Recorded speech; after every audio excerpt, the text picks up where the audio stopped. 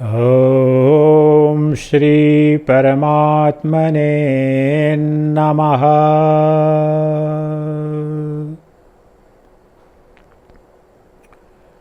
ॐ ईश्वरो गुरुरात्मेति मूर्तिभेदविभागिने व्योमवद्व्याप्तदेहाय दक्षिणामूर्तये नमः।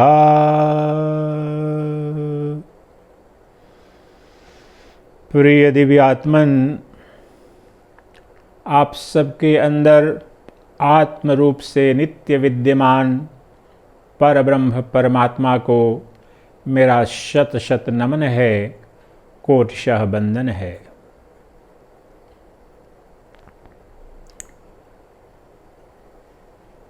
पिछले कुछ दिनों से अष्टावक्र गीता पर श्रवण मनन चिंतन निधिध्यासन चल रहा है।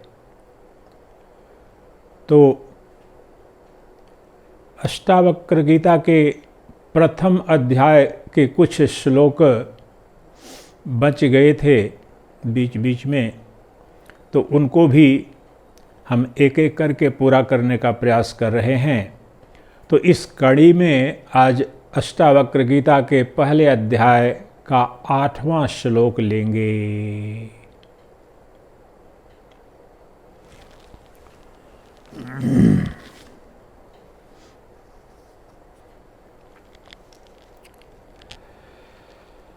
अहं कर्त्यत् अहं मानमहाकृष्णाहिदंशितः नाहं कर्तेति विश्वासम् अमृतं पीत्वा सुखी भव। महर्षि अष्टावक्र कह रहे हैं कि तुमने, हे शिष्य, हे पुत्र, हे जनक,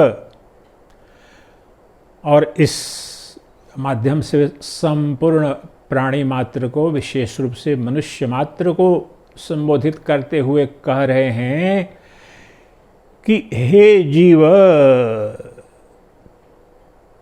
मैं करता हूँ, यह विश्वास जो तुम्हारे अंदर है, यह जो तुम्हारी अपनी मान्यता है, इस मान्यता रूपी तक्षक ने, काले सर्प ने तुम्हें डस लिया है। अब तुम अगर इस काले सर्प से, तक्षक से, काले नाग से डसे जाने के पश्चात अगर उस विष से, आसन्न मृत्यु से बचना चाहते हो, तो बस इसके विपरीत करो कि मैं अकर्ता हूँ। मैं अकर्ता हूँ, इस दृढ़ संकल्प रूपी अमृत का रस पान करके अभी और यहीं सुखी हो जाओ, अर्थात मुक्त हो जाओ। अष्टावक्र गीता में जहाँ भी सुख या सुखी शब्द है, मोक्ष के अर्थ में है, दुखों की आत्यंतिक निवृत्ति और परमानंद की प्राप्ति के अर्थ में है। तो बड़े सहज सरल शब्दों में महर्षि अष्टावक्र जो बीज है, जो जड़ है बंधन का, अज्ञान का, भव सागर का, उस पर कुठाराघात कर रहे हैं। वह क्या है? मूल अविद्या क्या है? समस्त अमंगल का मूल क्या है? मैं करता हूँ।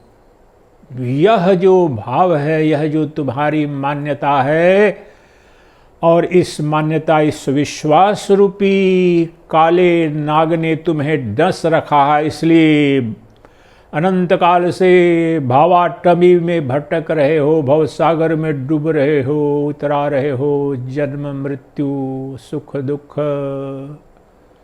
सब भोग रहे हो। अब यहीं और अभी तुम इसके विपरीत संकल्प करो, दृढ़ संकल्प करो कि मैं अकर्ता हूं, मैं नित्य अकर्ता हूं, इस भाव रूपी, इस दृढ़ संकल्प रूपी अमृत के प्याले को पी करके अभी और यहीं सुखी हो जाओ, अर्थात मुक्त हो जाओ, अर्थात तुम्हारे दुखों की आत्यंतिक निवृत्ति और परमानंद की प्राप्ति का बस यही उपाय है कि अपने को अकर्ता अपने को कर्ता भोक्ता न मान करके तुम यहीं और अभी अपने को जानो कि मैं अकर्ता हूं, अभोक्ता हूं। देखने में बड़ा सरल लग रहा है, लेकिन जब तक अद्वैत वेदांत की गहराई को नहीं समझेंगे और नहीं जानते होंगे तो समझ नहीं पाएंगे। बहुत ही गहन इसके रहस्य हैं।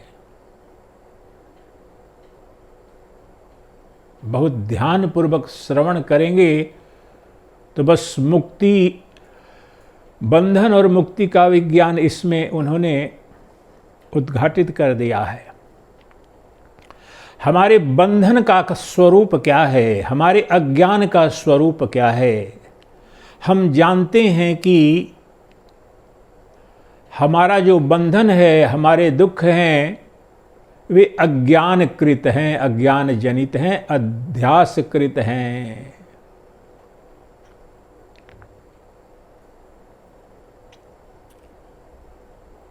तो उस अज्ञान का, उस अध्यास का स्वरूप क्या है? जो अहंता का भाव है इस देह में, जब बोल रहे हैं कि मैं करता हूं, जब हम सब के सब, ये बड़ी गहन एक शब्द नहीं है, इसको देखें। आपके जीवन के प्रति क्षण, प्रति पल इसी भाव में जी रहे हैं। चाहे हमारा स्थूल शरीर हो, चाहे सूक्ष्म शरीर हो, चाहे कारण शरीर हो। विशेष रूप से जो स्थूल और सूक्ष्म शरीर है, प्रति पल हम सबके सब यही मानते हैं। जैसे मैं अभी बोल रहा हूं, आप कहेंगे मैं श्रवण कर रहा हूं। श्रवण करना क्रिया है, बोलना भी क्रिया है। तो कौन बोल रहा है और कौन श्रवण कर रहा है? तो कर्म का कर्ता यहां पर मैं हो गया। तो आम अभी हमारी जो चेतना की अवस्था है उसमें तो हम मान करके चल रहे हैं कि हमारे जीवन में जो भी बोध, जो भी ज्ञान, जो भी क्रिया, जो भी भाव, जो भी अनुभूति, जो कुछ भी हो रहा है उसमें मैं अपने को कर्ता मान रहा हूं, मैं करता हूं, मैं कर रहा हूं। और यही मूल अविद्या है। और जब मैं यहां पर, जो मैं कर्ता के रूप में अपने को प्रस्तुत कर रहा है, तो वह शोधित मय नहीं है, शुद्ध मय नहीं है, वह निर्गुण निराकार मय नहीं है। वह यही जो सगुण साकार अशुद्ध अशोधित जो मय है, अशोधित अशुद्धमय। क्यों? ये जो शरीर तादात्म्य से अपने को मैं कह रहा है, ये शरीर मेरा और मैं शरीर, ये अशुद्धमय है। यही समस्त बंधन का, समस्त अज्ञान का, समस्त भवरोग का कारण है, समस्त अनिष्ट का, अमंगल का, जन्म मृत्यु का यही कारण है। मूल अविद्या यही है कि यह जो स्थूल सूक्ष्म शरीर है, इससे मैंने तादात्म्य करके अपने को मैं मान लिया है। और जो भी कर्म धर्म इस स्थूल और सूक्ष्म शरीर के हैं, वह धर्म मेरा मैंने मान लिया है। स्थूल सूक्ष्म शरीर सो रहा है तो बोलता हूं सो रहा हूं या सोया था, चल रहा है तो बोलते हैं चल रहा हूं, मेरा शरीर सोया था, मेरा शरीर चल रहा है, मैं जगा हूं। कौन जगा है भाई? अस्थूल सूक्ष्म शरीर। तो अनादि अविद्या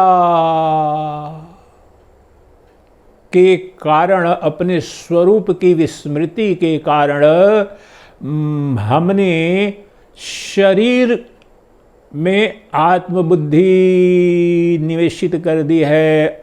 ये शरीर ही मेरी आत्मा है, यह शरीर ही मेरा परिचय है, और मैं शरीर हूँ, शरीर मेरा है। यह जो मान्यता है, यह विश्वास है, इसी विश्वास रूपी तक्षक ने, काले नाग ने डस रखा है तुम्हें, और युग युग से तुम मृत्यु को, जन्म को, भवरों को, संताप को भोग रहे हो। अब इससे मुक्ति का जो उपाय है, इसके बिल्कुल विपरीत करना होगा। क्या है वह विपरीत? कि मैं अकर्ता हूं। अब कर्ता ही भोक्ता होता है, और कर्ता अकर्ता होगा तो अभोक्ता हो जाएगा। कर्म का सिद्धांत सनातन धर्म का, वैदिक वाङ्मय का, जो कर्ता होगा वो स्वभाव से ही भोक्ता होगा, जो अकर्ता होगा वह अभोक्ता होगा। अगर मैं करता हूं और मैंने अपने को अस्थूल सूक्ष्म शरीर मान रखा है, तो जो कुछ भी मेरे कर्म हो रहे हैं, मैं कर रहा हूं, उसका फल तो मुझे भोगना पड़ेगा। बचने का कोई उपाय नहीं है। और प्रत्येक कर्म का कर्म फल है, और वह कर्म फल ही युग युग से ये जन्म मरण का जो भवरोग है, भवसागर जो चल रहा है। तो जब तक मेरी बुद्धि में मुझे ये स्थूल सूक्ष्म शरीर मैं और मेरे हैं, और ये इसमें आत्म बुद्धि जिसे कहते हैं, अगर शरीर ही मेरी आत्मा है, तो शरीर जो जो कर रहा है, जो शरीर का धर्म है, जो गुण धर्म है, वह अपना गुण धर्म मैंने मान लिया है। यही मूल अविद्या है, स्पष्ट नग्न विज्ञान है। जो मेरा धर्म है नहीं, अगर मैं शरीर ही हूं तो जन्म अवश्यंभावी है, मृत्यु भी अवश्यंभावी है, रोग व्याधि संताप विलाप सबके सब अवश्यंभावी हैं, दुख दारिद्र्य भी अवश्यंभावी है, रुकने का कोई उपाय नहीं है। दुखों की आत्यंतिक निवृत्ति असंभव है अगर मेरा आत्यंतिक परिचय यह देह है। अगर मेरी आत्मा यह शरीर ही है, तो न मृत्यु से निवृत्ति संभव है, न अज्ञान की निवृत्ति संभव है, न दुखों की निवृत्ति। मृत्यु, दुख, अज्ञान सब के सब इस शरीर के धर्म हैं, और मैंने अपने को ये शरीर मान लिया है। तो अब बताओ कैसे बचेंगे?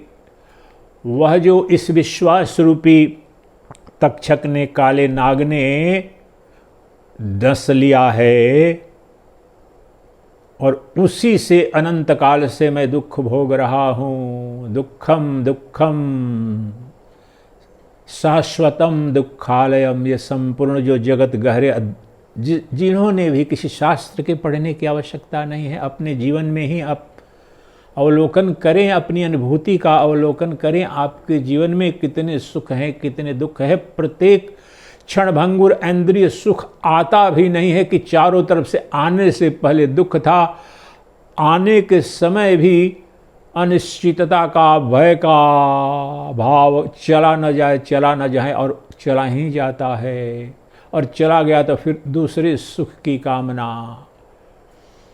तो यह जो संसार स्वरूप दुख, शाश्वत दुख दुखालय है, इससे मुक्ति तब तक संभव नहीं है जब तक यह शरीर ही मैं हूं और मेरी आत्मबुद्धि, मेरी आत्मा इसी शरीर तक सीमित है और शरीर ही मेरी आत्मा अगर है तो। और लेकिन जिन्होंने अनुसंधान किया, जिन्होंने जाना, तत्ववेताओं ने, ब्रह्मवेताओं ने, ऋषियों ने, मनुष्यों ने, ब्रह्मवेताओं ने जब अनुसंधान किया तो ये सब का सब काल्पनिक है, अज्ञान जनित है। मैं जो हूं नहीं वह मैंने अपने को मान लिया है। तो यह जो गहरी अनादिकाल से अविद्या जनित जो मान्यता है, यह विश्वास है, इसका निषेध करना पड़ेगा, इसका शोधन करना पड़ेगा, इसका उपचार करना पड़ेगा। और वह उपचार यह बता रहे हैं एक वाक्य में कि मैं अकर्ता हूं। इस भाव रूपी, इस संकल्प रूपी अमृत का रसपान करके अभी मुक्त हो जाओ, अभी सुखी हो जाओ, अर्थात समस्त रोगों से, मृत्यु से, अज्ञान से, बंधन से तत्काल मुक्त हो जाओगे। क्योंकि ये जो शरीर है, ये देश नित्य, ये जो शरीर है, चाहे स्थूल शरीर है या सूक्ष्म शरीर है, यह परिच्छिन्न सत्ता है, देश बाधित है, काल बाधित है, वस्तु बाधित है। सुख की फिर संभावना कहाँ बनती है? नाल्पैः सुखमस्ति भूमैव सुखम, छांदोग्य उपनिषद में ऋषि का उद्घोष। जो क्षणभंगुर है, क्षणिक है, वह लग तो सकता है, प्रतीत हो सकता है, सुख का कारण उसमें सुख दिख सकता है, लेकिन नाल्पैः सुखम, जो देश से खंडित है, काल से बाधित है, जो वस्तु तक सीमित है, उसमें सुख की प्रतीति मात्र है, वह सुख का कारण हो नहीं सकता है। सुख तो केवल भूमैव सुखम, जो अनंत है, अक्षुण है, अक्षय है, एकमात्र वही सुख का आश्रय हो सकता है, अधिष्ठान हो सकता है, स्रोत हो सकता है। और इस अर्थ में तो जिसे हमने अपना आत्मा, अपना व्यक्तित्व, अपना चरित्र, अपना परिचय मान रखा है, यह जो सूक्ष्म स्थूल शरीर, तो ये विज्ञान देखिए, काल बाधित हैं, देश बाधित हैं, वस्तु बाधित हैं, किसी कैसे अल्प है। और शरीर द्वारा भोगे जाने वाले जितने सुख हैं क्षुद्र हैं, क्षणभंगुर है, क्योंकि किसी कालखंड में प्रारंभ ये शरीर ही हुआ है और किसी कालखंड में नष्ट होना तय है। कुछ दशक पहले यह जन्म इसका हुआ, कुछ दशक बाद ये चला जाएगा। देश बाधित, देश खंडित, यहाँ देखिए 3-4-5 फीट के रेडियस आयतन में है, लंबाई 3.5 हाथ की, 60-70-80 किलो वजन, ये इस वस्तु तक सीमित है और इसी देश तक सीमित है। तो जो कुछ भी देश काल वस्तु से सीमित है, बाधित है, खंडित है, अर्थात जो परिच्छिन्न है, उसमें सुख की संभावना ही नहीं। और जहां मृत्यु की आसन्न त्रासदी हो, जहां रोग भय शोक स्वभावतः धर्मतः नित्य चल रहे हो, कैसे सुख होगा? क्षण भर के लिए वह सुख कोई मिला नहीं, इंद्रिय भोग मिला नहीं, कोई प्रेसी का साहचर्य, किसी प्रियतमा का संगम, किसी स्वादिष्ट भोग्य पदार्थ का आनंद हो, या राज्य पाठ ही ऐश्वर्य आया नहीं कि हजारों शत्रु और हजारों संकल्प विकल्प, विपरीत परिस्थितियां, अशांति, ये सब के सब देश काल वस्तु परिच्छिन्न है। इसलिए सुख जो हमारी सुख की अक्षुण अक्षय अनंत सुख की कामना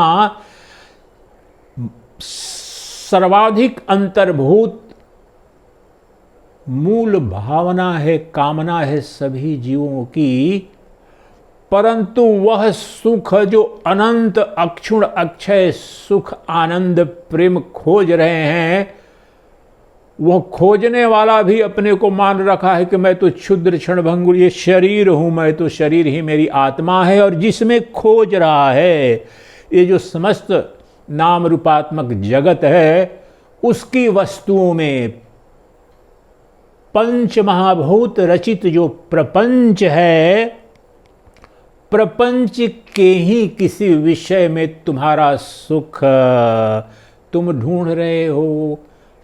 आप अभी अनुसंधान करो, प्रपंच रचित जगत से परे किसी भी प्रकार के सुख आनंद प्रेम की कभी अनुभूति की है आपने? कभी की है आपने? आप जानते ही नहीं है, क्योंकि मैं तो जान रहा हूं ये मेरा शरीर, मैं शरीर, और मैं शरीर तो मेरा भोग्य जगत भी शरीरों का समूह है। राजपाठ, धन, वैभव, प्रेयसी, प्रियतम, ये सृष्टि के जगत के समस्त प्रियतमाएं, समस्त प्रियतम, समस्त ऐश्वर्य वैभव भी अगर मेरा हो जाए, सब पर अक्षुण एकाधिकार हो जाए मेरा, जो असंभव सा है, लेकिन फिर भी मान लो अगर हो भी जाए तो ये मेरा शरीर ही कितने दिन रहेगा। ये भोक्ता जो तथा कथित जो भोक्ता है, जो कर्ता भोक्ता अपने को मान रहा है, तो कितने दिन यह कर्म करेगा और कितने दिन तक उस कर्म का फल भोगेगा।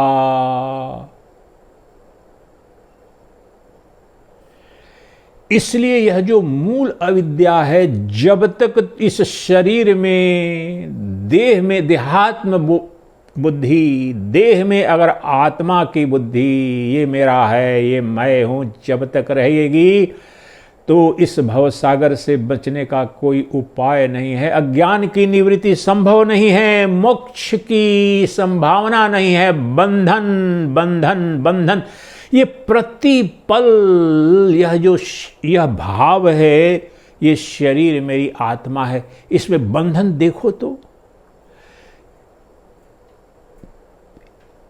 प्रतिपल कोई एक कर्म करना हो, कोई अनुभूति करनी हो, कोई रसास्वादन करना है, कोई भाव जो इस स्थूल सूक्ष्म शरीर में आते हैं, सब के सब कितने नियंत्रित हैं, सबके सब बड़े प्रयत्न प्रयास के पश्चात मिलते हैं और क्षण भर में फिर बिछुड़ जाते हैं, उस भोग का पता भी नहीं चलता है।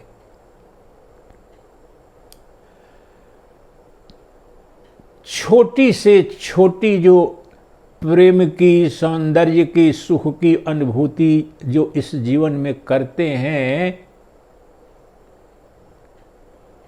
वो चारों तरफ से आवृत है दुख की आशंका, मृत्यु की आशंका, वियोग की। प्रत्येक योग इस शरीर का है। और योग 6 में जो भगवान कृष्ण कह रहे हैं, तो यह जो योग है, प्रत्येक योग तुम्हारे भौतिक जगत में साथ साथ में वियोग को लेकर के आता है। एक अनुभूति, एक भाव, एक उपलब्धि मुझे बता दो।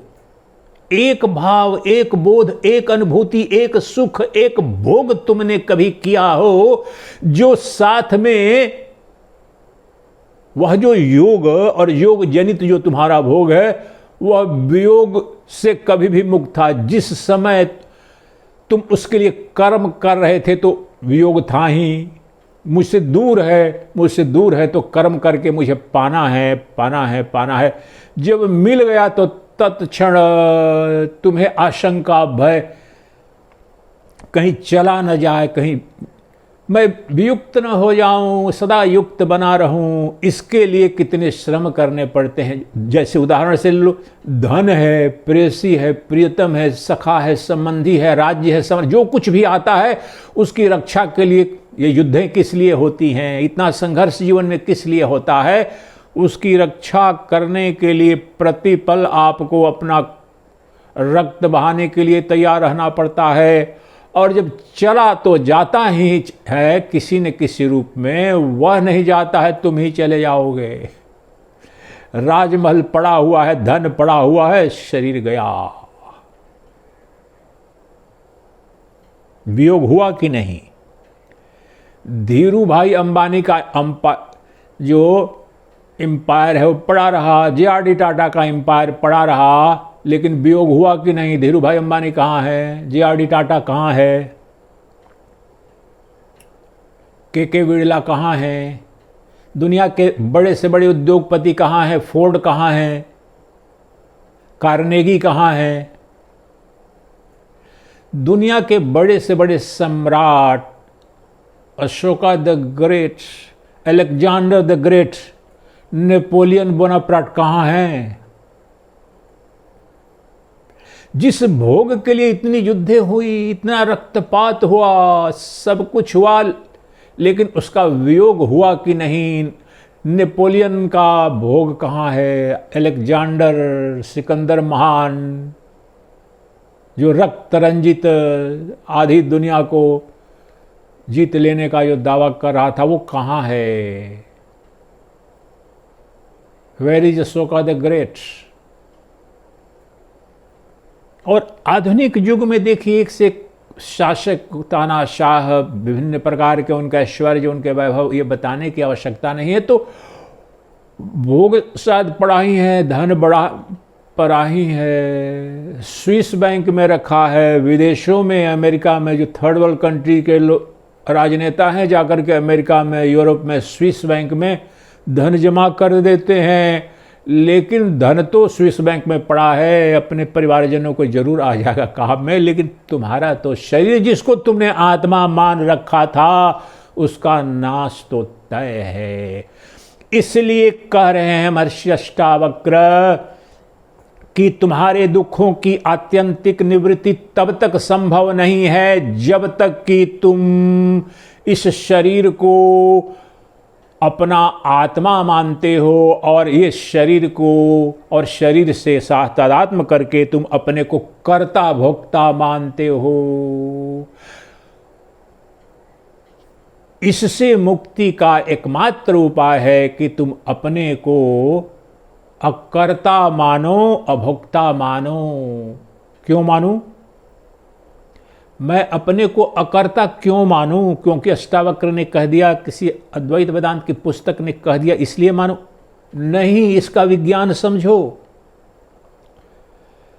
गहन दर्शन है, सूक्ष्म दर्शन है। विज्ञान यह है कि मैं जिसे यह जो अज्ञान हुआ है, जो भ्रम हुआ है अपने स्वरूप संबंधी, तथा कथित जो जीव है, उसके स्वरूप की विस्मृति के कारण ये सब अमंगल हो रहा है, सब अमंगल की अनुभूति। और इसका जो संसार है, वह संसार भी अज्ञान जनित है। तो उस अज्ञान जनित संसार में, अज्ञान जनित जीवन में अभी किस रूप में यह जो कर्ता भोक्ता और अकर्ता अभोक्ता की अनुभूति हो रही है, इसे समझो। कौन कर्ता है, कौन भोक्ता है, और कौन अकर्ता है, कौन अभोक्ता है, नहीं तो समझ नहीं पाओगे कि ये। और आपको ये भी बताऊं, अष्टावक्र गीता इतना श्रेष्ठ ग्रंथ है, लेकिन उसमें अधिकांशतः जो भाष्य लिखने की कोशिश कुछ लोगों ने की है, उसकी गहराई को समझ नहीं पाए हैं। नाम नहीं लेने जा रहा हूं, बड़े से बड़े आचार्य भी इस श्लोक में वास्तव में जो कहना क्या चाह रहे हैं अष्टावक्र, इधर से उधर कहीं से कोई पंक्ति अद्वैत वेदांत की कुछ सुना है, उन्होंने कह दिया। यहाँ विज्ञान है, ठोस विज्ञान रख रहे हैं अष्टावक्र जनक के समक्ष, और कह ये रहे हैं कि जो कर्ता भोक्ता है वह प्रकृति है, वह जड़ है, वह अध्यास है, वह माया है। और तुम अपने मूल रूप में अगर अकर्ता हो, अभोक्ता हो, जब कह रहे हैं कि अकर्ता अभोक्ता भाव, दृढ़ संकल्प रूपी अमृत के प्याले का रसपान करो, तो क्या कह रहे हैं? तुम गहरे अर्थों में अपने मूल स्वरूप को जानो, जो तुम आत्म तत्व हो, जो चैतन्य प्रकाश हो, जो ब्रह्म प्रकाश हो, जो नित्य उपलब्ध एक अद्वितीय ब्रह्म चैतन्य है। वह नित्य अकर्ता है, नित्य अभोक्ता है। और कर्ता भोक्ता कौन है? उसकी शक्ति, माया शक्ति जो कही जाती है, ये प्रकृति है। समस्त कर्म और समस्त भोग, समस्त क्रिया, समस्त भाव, समस्त अनुभूति, ये प्रकृति जनित है, प्रकृति में है, प्रकृति से है। अर्थात प्रकृति अर्थात अज्ञान, प्रकृति अर्थात माया। और ये शरीर और शरीरों का समूह, ये प्रकृति है, यही माया है, यही अविद्या है, यह जड़ है। और जड़ में समस्त क्रिया घटित हो रही है। तो यहां प्रश्न कोई करेगा कि जड़ में क्रिया संभव है क्या? पत्थर में कोई क्रिया संभव है? सांख्य दर्शन की दृष्टि से देखो तो वहां पर प्रश्न बनता है, लेकिन अद्वैत वेदांत की दृष्टि से प्रश्न नहीं बनेगा, क्योंकि जो मूल सत्ता है, जो सद वस्तु है, वह चैतन्य ब्रह्म है। एक अद्वितीय जो चैतन्य सत्ता है, वही ब्रह्म सत्ता है, वही सद वस्तु है, वही सच्चिद आनंद स्वरूप है, जो अकर्ता अभोक्ता है। लेकिन उसकी जो माया शक्ति है, बिगिनिंगलेस नेसियंस, जो इंस्क्रूटेबल माया है, अवर्णनीय अनादि विद्या है, वह उस पुरुष अर्थात जो प्रकृति सक्रिय सी, क्रियमान सी क्रिया उसमें घटित सी दिख रही है, वह क्रिया करती हुई दिख रही है, उस पुरुष की सन्निधि मात्र से, बाई मियर प्रेजेंस और proximity of pure consciousness, that is the Brahman, the entire realm of nature, the entire realm of or domain of Maya becomes active. It appears that it is performing something, it is doing something, but the supreme reality that is of the nature of eternal existence, pure consciousness and infinite bliss, that intrinsically and by nature is actionless, non-doer, non-experiencer. I as Atman, as self of the nature of pure consciousness,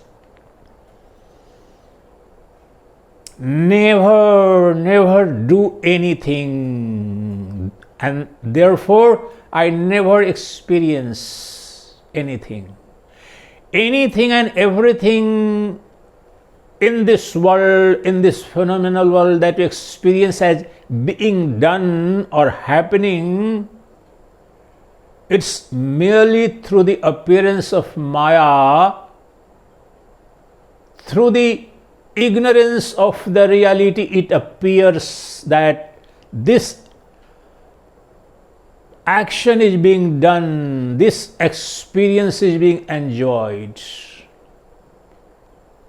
As in the case of a dream, do you actually, sleeping on your bed, go on the seashore during the night or on the mighty mountains, or do you travel on the plane during your sleep in your room? No. And yet you see fight, conflict, strife. You are running, you are flying, you are fighting with somebody, you are arguing with somebody. You are traveling, all this action is happening and you are suffering also. It means भोग भी घटित हो रहा है। स्वप्न में देखिए, जो राक्षस या सर्प या व्याघ्र है ही नहीं मेरे कमरे में आया कहाँ से। कितने इस प्रकार के स्वप्न देखा है सच्चिदानंद, यहाँ पर भी देखा है कई बार। लगता है ये राजा जी टाइगर रिजर्व का आसपास का एरिया है, तो कभी कभी शुरू में लगता था अच्छा बाहर में आकर के बाघ बैठा है। आश्रम के पास तक गेट तक आते हैं, कभी कभी बाघ आ जाते हैं रात में, तो कभी कभी लगता था कि अच्छा स्वप्न में दिखता था आकर के बैठा हुआ है बगल में। अब स्वप्न में देख रहा है, डर रहा है, अच्छा दरवाज़ा खोलेंगे तो बाघ तो खा जाएगा, काट लेगा। अब स्वप्न जब टूटता था तो पता चलता है अरे कहाँ हूँ मैं, नहीं अपने तो कमरे में सुरक्षित हूँ, मैं तो दरवाज़ा बंद है। उसमें भय कभी कभी ऐसा भी दिखता था कि कहीं एक दरवाज़ा लगता है खुला तो नहीं छूट गया है, कहीं आ तो नहीं जाएगा बाघ। न वहाँ पर बाघ था, न दरवाज़ा खुले होने की कोई संभावना कुछ थी ऐसी। लेकिन उस समस्त क्रिया में जो भयभीत हो रहा था, भयाक्रांत हो रहा था, और जो सब स्वप्न में या कोई प्रियजन से मिल करके, किसी प्रियतमा को प्रियतम को मिल करके स्वप्न में जो प्रसन्न हो रहे हो, स्वप्न में वास्तव में न तुम प्रसन्न हो नहीं रहे हो। वहाँ पर न देखने की क्रिया घटित है, न वह जो तुम्हारी प्रसन्नता का जो कारण है वह उपलब्ध है।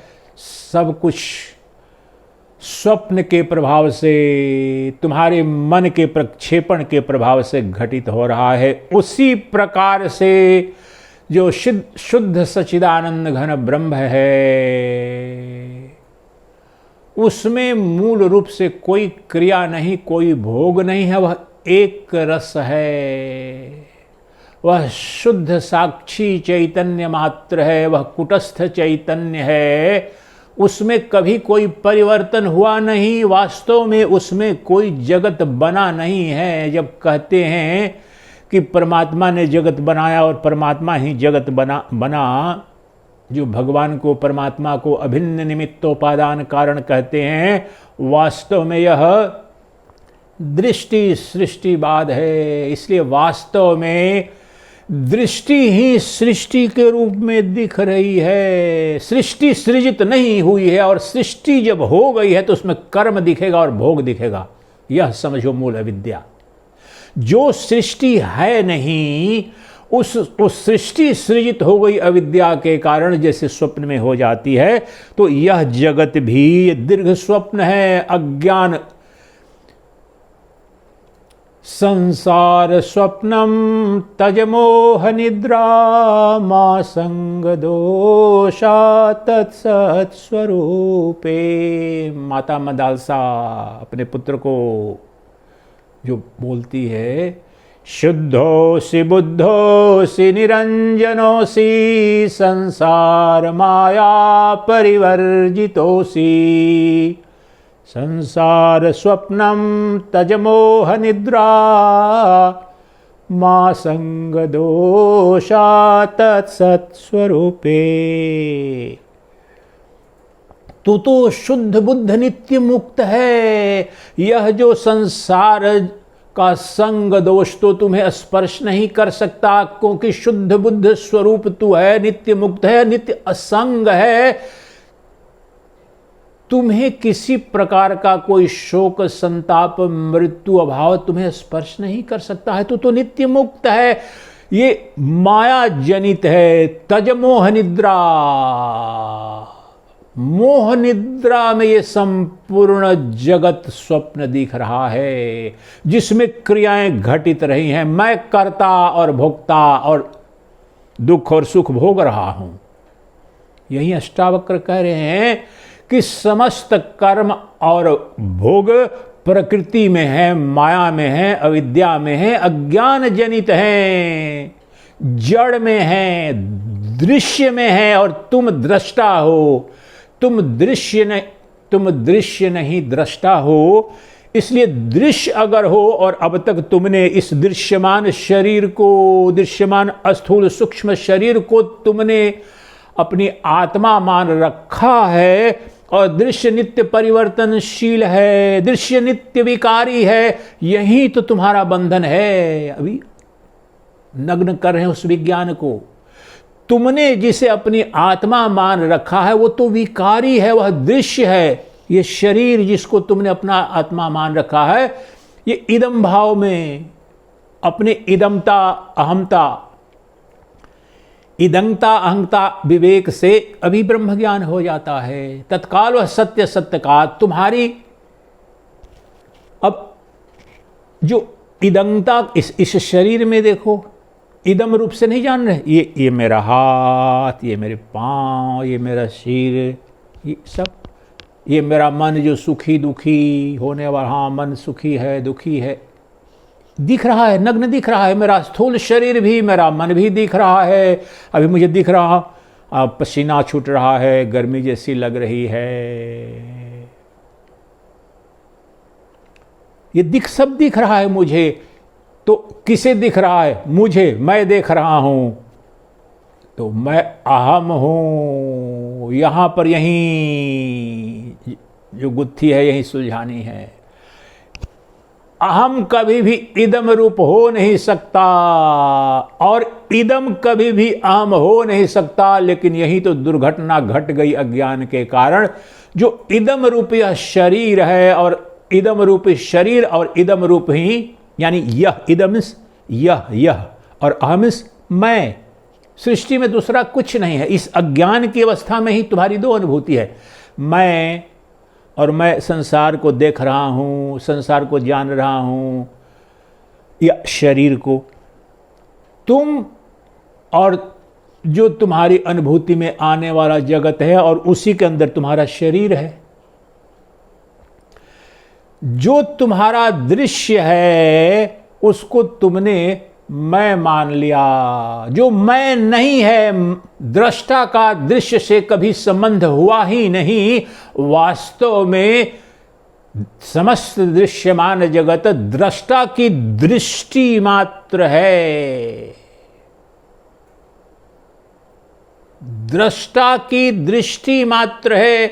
बड़ा सुंदर आख्यान है। पूज्यपाद अखंडानंद सरस्वती जी महाराज एक घटना बताते हैं। सुप्रसिद्ध ब्रह्मविद ब्रह्मलीन उड़िया बाबा के संबंध में उनसे किसी ने पूछा, ये लोग गए थे, शिष्यों ने पूछा कि महाराज श्री,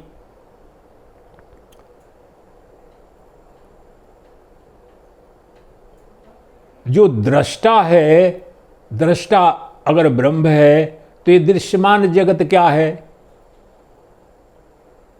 अगर दृष्टा ब्रह्म है तो दृश्यमान जगत क्या है? तो उन्होंने बोला कि ये जो दृश्यमान जगत है वो दृष्टा की ही दृष्टि है। जो संपूर्ण प्रपंच जनित यह दृश्य इदम के रूप में जो दिख रहा है वह उस दृष्टा की ही दृष्टि है। फिर शिष्यों ने पूछा, ये तो बात समझ में नहीं आ रही है। उस दृष्टा की दृष्टि है तो क्या वह दृष्टा और उसकी दृष्टि, उसके स्वरूप को तो बताएं कि कैसी दृष्टि है। तो उड़िया बाबा ने कहा कि वह दृष्टि उस दृष्टि का स्वरूप है। उन्होंने पूछा कि दृष्टि का स्वरूप तो बताएं।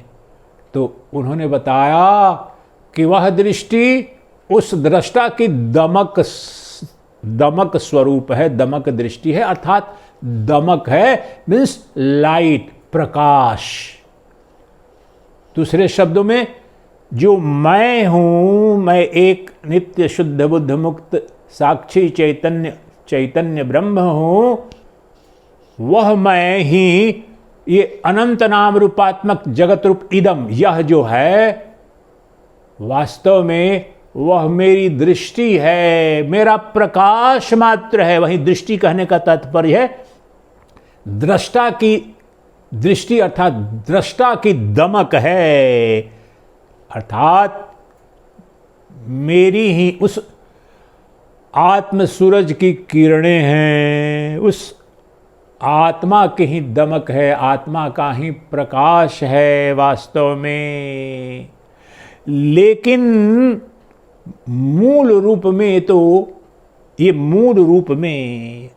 तो ब्रह्म दृष्टि से, आत्म दृष्टि से आप अनुसंधान करेंगे तो पता चलेगा कि ये समस्त नाम रूपात्मक जगत ब्रह्ममय है, चैतन्य ब्रह्म की दृष्टि है और चमक और दमक स्वरूप है। प्रकाशो में निजम रूपम, जो अष्टावक्र कहते हैं कि सर्वत्र, परंतु अभी जो अज्ञान की अवस्था है तो यहां पर तो दृष्टा है और दृश्य है। तो दृश्य से जो हमारा तादात्म्य हो गया है, इस शरीर को अपनी आत्मा मान लिया है मैंने और इसको आत्मा माना, तो इस शरीर से ही संबंधित ये भोग्य पदार्थ जगत है, जो अनुभूतियां हो रही हैं, ये हमारी मूल अविद्या है।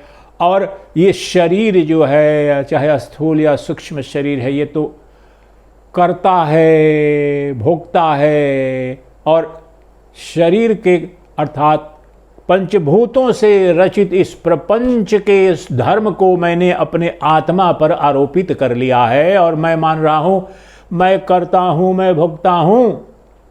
अगर मैं करता हूं, मैं भोगता हूं तो सुखी दुखी होना तय है, जन्म मृत्यु तय है, भाव दारिद्र्य समृद्धि तय है, योग वियोग तय है, उत्थान पतन मान सम्मान संकल्प विकल्प सब, मृत्यु जन्म, इसमें तो बिल्कुल अवश्यंभावी है। लेकिन ये तो मेरे अज्ञान के कारण है। जब कह रहे हैं कि तुम संकल्प करो और मैं करता नहीं हूं, इस संकल्प स्वरूप अमृत के प्याले को पीकर अमर हो जाओ, अभी सुखी हो जाओ, तो कहना यह चाह रहे हैं कि तुम यह संकल्प करो, तुम यह अनुसंधान करो अभी और यहीं। जब उस संकल्प स्वरूप अमृत के रसपान करके अमृतत्व को प्राप्त करने को कह रहे हैं, वह है कि मैं अकर्ता हूं, अभोक्ता हूं, अर्थात मैं आत्मा हूं। आत्मा में कोई कर्म नहीं है, न कोई भोग है।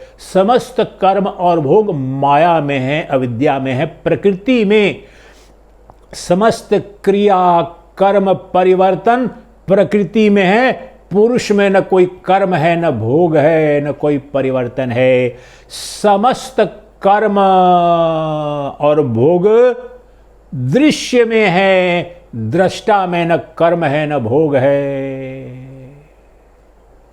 समस्त कर्म क्रिया भोग जड़ में है, चेतन में कोई कर्म नहीं, कोई भोग नहीं।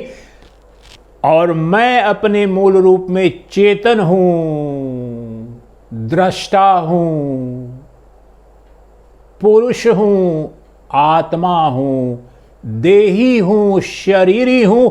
इसलिए मैं अकर्ता हूं, अभोक्ता हूं। यहां पर केवल एक शब्द नहीं है अकर्ता अभोक्ता, जो अन्य श्लोकों में जो कहा है कि तुम अपने को शरीर मान करके सुखी दुखी हो रहे हो और भवबंधन में पड़े हो। तुम अभी जानो, आगे के श्लोकों में कहेंगे, कुछ पहले भी जो बताया कि तुम शरीर नहीं शरीरी हो, देह नहीं देही हो, जड़ नहीं चेतन हो, प्रकृति नहीं पुरुष हो। तो उसी को और प्रगाढ़ दूसरे रूप में कह रहे हैं कि ये जो अनात्मा है, जो जड़ है, जो प्रकृति है, यह जो माया है, उसी में कर्ता भोक्ता भाव है। और तुम अपने को जब तक कर्ता और भोक्ता मानोगे तब तक असंभव है सुख और मुक्ति, क्योंकि कर्म और कर्म फल का भोग तो जड़ के स्वभाव हैं। आत्मा तो नित्य अकर्ता भोक्ता, एक रस है, नित्य तृप्त है, नित्य पूर्ण ब्रह्म है। वो किस लिए कर्म करेगा? वह सर्वशक्तिमान है, सर्वनियंता है, सर्वव्यापी है, सर्वज्ञाता है। उसकी इच्छा मात्र से अनंत सृष्टि की रचना उसके संकल्प मात्र से हो जाती है। काल्पनिक रूप से संकल्प मात्र से उसे करना कुछ नहीं पड़ता है।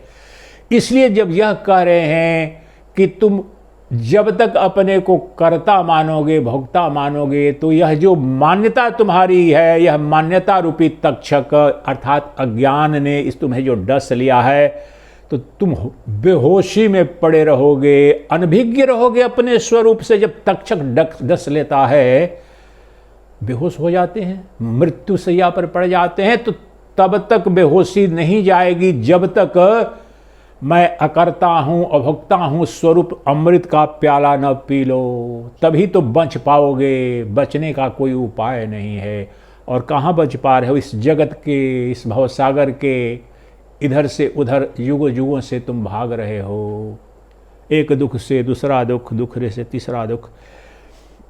इसलिए तात्पर्य यह है कि जो अहंता का भाव है इस देह में, कहने के लिए आपको मंत्र दे दिया शिवोहम, सोहम, ब्रह्मोहम, लेकिन ये शब्द मात्र कहने से, निधिध्यासन कह लेने से कि अच्छा, जब कह रहा हूं कि अच्छा ये सच्चिदानंद सरस्वती नामक यह जो सन्यासी है, परमहंस सन्यास में दीक्षित यह जो भिक्षु है, अच्छा यह ब्रह्म है, यह शिव है, तो बिल्कुल आप उसी बंधन में पड़े रहे, उसी अज्ञान में पड़े रहे। सारा रामायण संपन्न और सीता किसका पति।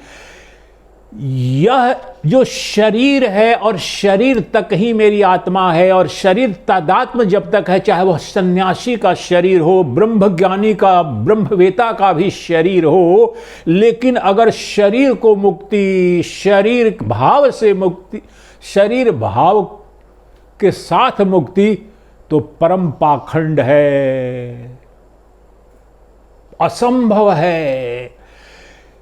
जो जड़ है, जो दृश्य है, जो प्रकृति है, जो माया है, उसमें कहां संभावना है मुक्ति की, ज्ञान की, ब्रह्म की? वो तो कल्पना मात्र है। उसके अधिष्ठान में जाओ, जो उसका अधिष्ठान, जो मेरा मैं है, मैं अधिष्ठान हूं ये अनंत इदम का, अहम, मैं अधिष्ठान हूं इदम का, मेरे अनंत चैतन्य महासागर में ही और उसके उस पर ही यह इदम रूपी अनंत जगत कल्पित है। इसलिए अधिष्ठान तो शाश्वत है। अध्यास में पूर्णतः अधिष्ठान ही व्याप्त होता है। जिस प्रकार से मिट्टी से बने जितने भी पात्र हों, वो मिट्टी सदा अनुस्यूत होती है। सोने से बने जितने भी पात्र हों, आभूषण हो, सब में स्वर्ण एक रस एक रूप से अनुस्यूत होता है।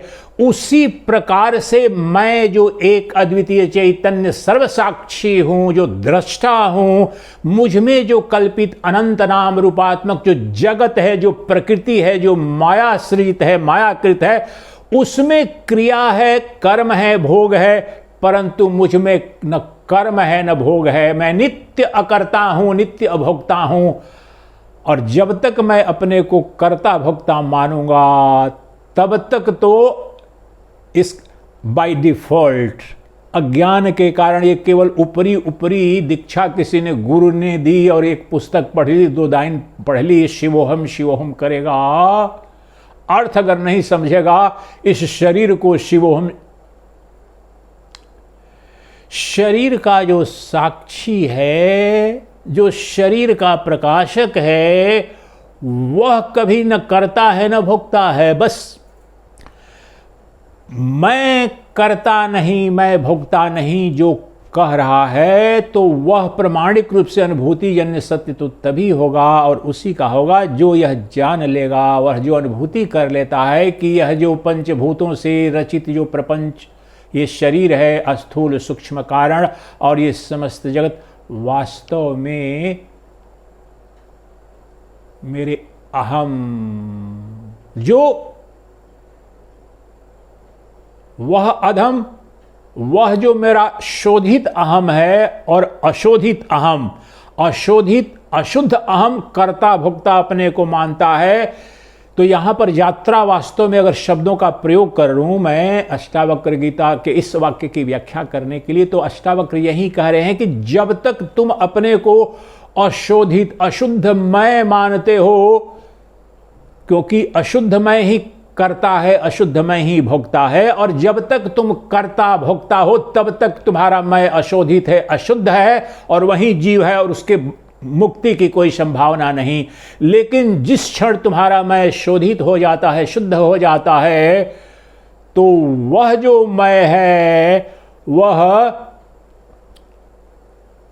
अकर्ता है, अभोक्ता है, स्वभाव से ही, स्वभावतः वह नित्य मुक्त तत्व है, यह कहना चाह रहे हैं।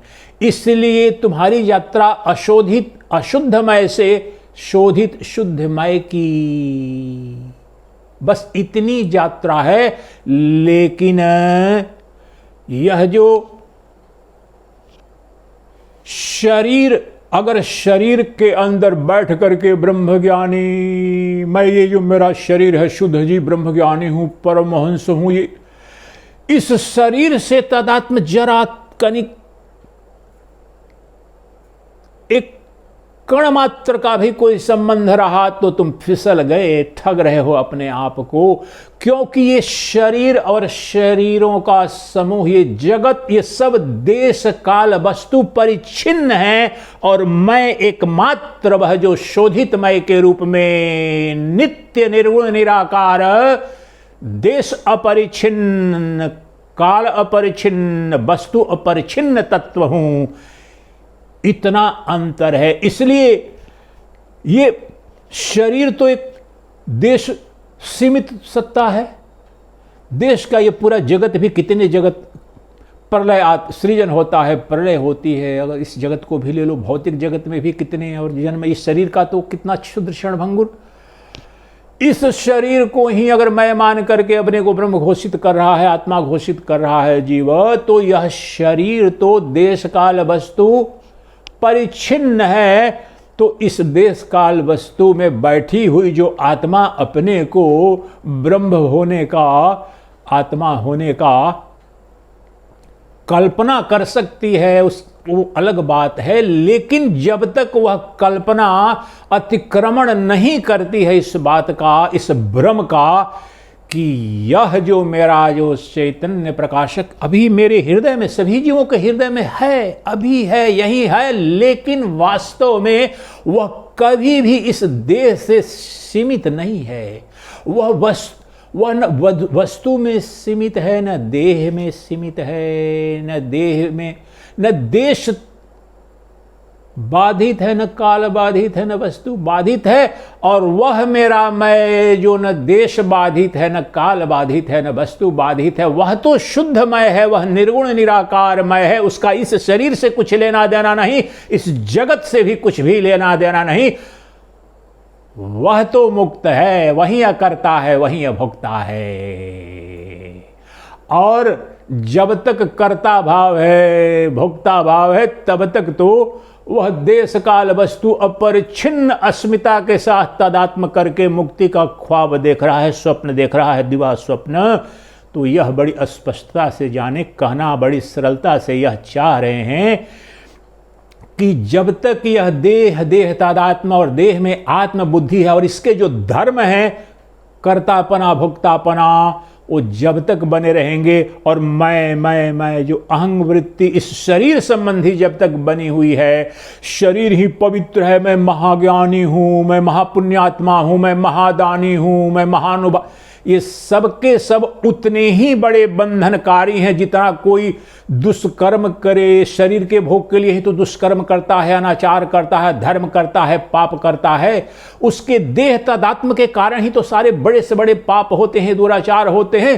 अब तुम अपने को महात्मा अगर घोषित करो, ब्रह्मज्ञानी घोषित भी करो, लेकिन तुम्हें यह देह तादात्म्य से ही, इस क्षुद्र क्षणभंगुर जो देह में सीमित और इसमें बैठे हुए उस किसी साक्षी चैतन्य एक शब्द मात्र है, और तुम अहंकार पालो, मैं मुक्त हो रहा हूं, मैं मुक्त हूं, मैं सन्यासी हूं, परमहंस, मैं मुक्त हो जाऊंगा। मुक्त होने की कोई संभावना नहीं है, क्योंकि बंधन की भी कोई, वास्तव में जो मुक्त होने की जिसकी बात कही जा रही है या जिसकी आकांक्षा है, वह नित्य मुक्त है। और चैतन्य रूप से मैं नित्य मुक्त था, हूं और होऊंगा। मुझे मुक्त होना नहीं है।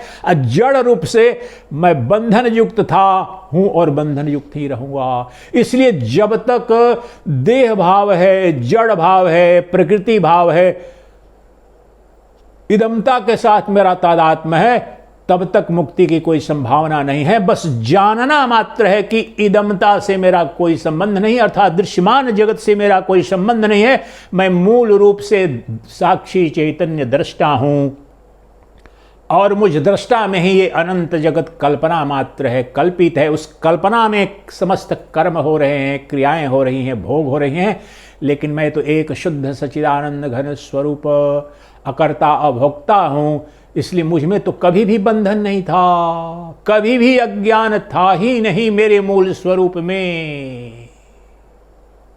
यह जानना है, और यह जान करके जिस क्षण तुम जान लेते हो कि मैं अकर्ता हूं अभोक्ता हूं, तो यह अमृत कह रहे हैं। इसको अमृत किस लिए?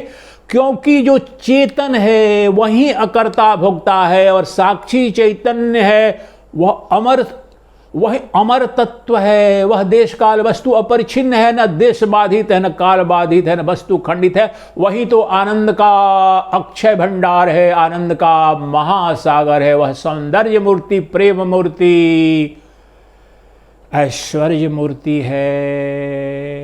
उसमें न कोई बंधन है, न उसमें कर्म है, न भोग है। और वह मैंने जान लिया।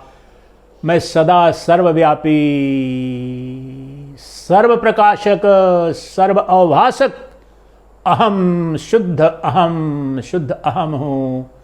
मैं कभी करता नहीं, मैं कभी भोगता नहीं, मैं स्वभावतः नित्य मुक्त हूं। ये अमृत का प्याला पियो, दृढ़ संकल्प करो, निधि ध्यासन करो, अनुभूति करो। वह जो चैतन्य जो कभी देश काल बाधित हुआ नहीं, जो बंधन युक्त हुआ नहीं, वह अभी यहीं, जो वास्तव में कभी भी देह सीमित हुआ ही नहीं। मुझे भ्रम अवश्य था कि मेरी आत्मा, मेरा शरीर इस शरीर तक है, लेकिन उसका अनुसंधान करो तो पता चलता है मैं इस शरीर का ही प्रकाशक नहीं, मैं अनंत जगत का भी प्रकाशक मैं ही हूं। उसी क्षण सारी दीवारें टूट गई, छिन्न भिन्न हो गया। ये शरीर और शरीरों का समूह, ये जगत है, सबका प्रकाशक हूं। और केवल प्रकाशक मात्र नहीं, मैं इस समस्त जगत का अधिष्ठान भी मैं ही हूं। ये समस्त जगत मुझसे अभिन्न है। वह एक सच्चिदानंद घन ब्रह्म स्वरूप मेरा अपना है, और ये अनंत जगत भी मेरी ही चमक है, मेरी ही दमक है, मेरी ही दृष्टि है। मुझसे भिन्न कुछ भी नहीं है। मेरे मूल स्वरूप में कोई कर्म नहीं, कोई भोग नहीं। अकर्ता हम अभोक्ता हम, अविकारो हम अक्रियः, शुद्ध बोध स्वरूपो हम, केवलो हम सदा शिवः। ये योग वशिष्ठ का निधि ध्यासन का सूत्र है। गहन निधि ध्यासन अभी करो इसी तत्व पर। यही बता रहे थे अष्टावक्र भी। अकर्ता हम, यही अमृत का प्याला पीना है। क्या? अकर्ता हम भोक्ता हम, अविकारो हम अक्रियः, शुद्ध बोध स्वरूपो हम, केवलो हम सदा शिवः। यह संकल्प, यह निधि ध्यासन, इस निधि ध्यासन संकल्प स्वरूप अमृत का पान करो। मैं नित्य अकर्ता हूँ, मैं नित्य अभोक्ता हूँ, मैं शुद्ध बोध स्वरूप हूँ। अकर्ता हम अभोक्ता हम, अविकारो हम अक्रियः। मैं अक्रिय हूँ, मुझ में कोई क्रिया नहीं, मुझ में कोई विकार नहीं, अर्थात मुझ में कोई परिवर्तन नहीं है। मैं एक रस हूँ। मैं अकर्ता हूँ, अभोक्ता हूँ, एक रस हूँ, अविकारी हूँ, मैं निष्क्रिय हूँ। शुद्ध बोध स्वरूपो हम, केवलो हम सदा शिवः। मैं वह शाश्वत शिव हूँ जो शुद्ध बोध स्वरूप है। मैं सन्मात्र, चिन्मात्र, आनंद मात्र शाश्वत शिव हूँ। शुद्ध बोध, चिन्मात्र, चिन्मात्र स्वरूप हूं, सन्मात्र स्वरूप हूं, आनंद मात्र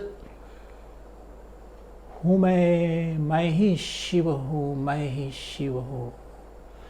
मैं संकल्प करो, दृढ़ संकल्प करो, मैं अकर्ता हूं, अभोक्ता हूं, नित्य अविकारी हूं, अपरिवर्तनशील हूं, मैं निष्क्रिय हूं, मुझ में कोई क्रिया नहीं, क्योंकि मैं नित्य शुद्ध बोध स्वरूप शाश्वत शिव हूं, शुद्ध बोध स्वरूप शाश्वत शिव हूं।